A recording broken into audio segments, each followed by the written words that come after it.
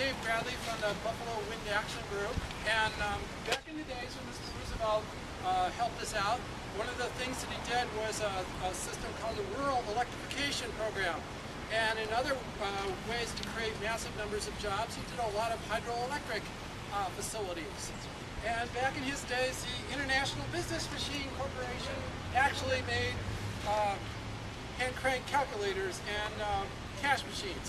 Anyway, it's a little bit of a different world right now, and one of the ways that we can create massive numbers of jobs and massive amounts of real wealth is to actually make our electricity, instead of with polluting means, with wind turbines. And New York stands a tremendous chance of doing this as long as we take the gambling out of electric prices.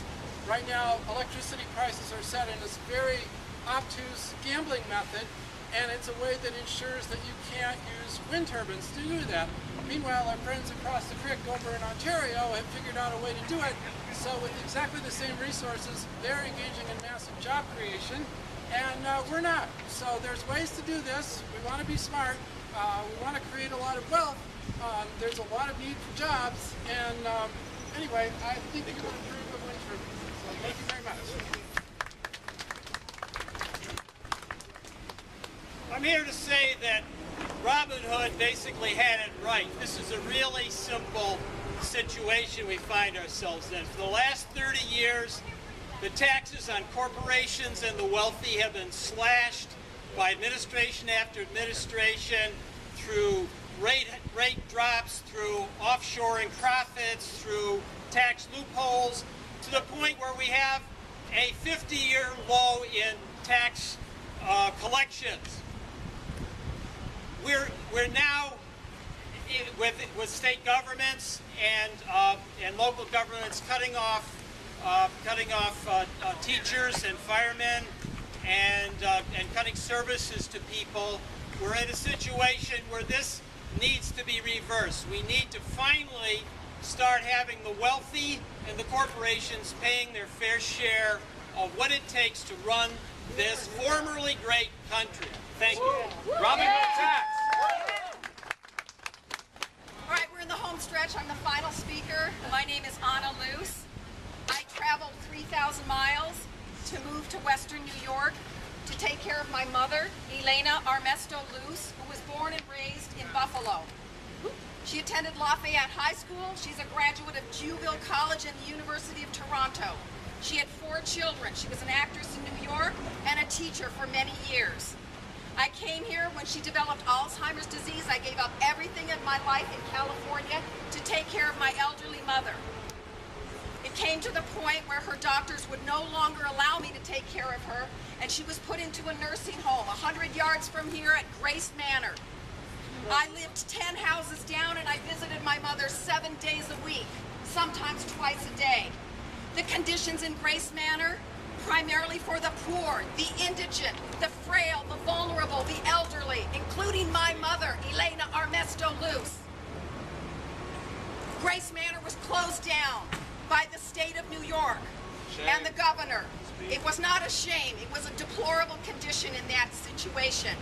Everyone was out within 3 weeks. They said we had 3 months, and they gave 3 weeks to get out 176 senior citizens. It would be a shame if the greatest generation was forced to endure the greatest betrayal. I went to place after place trying to find a place for my mother. There was no room at the inn because she was a Medicaid patient.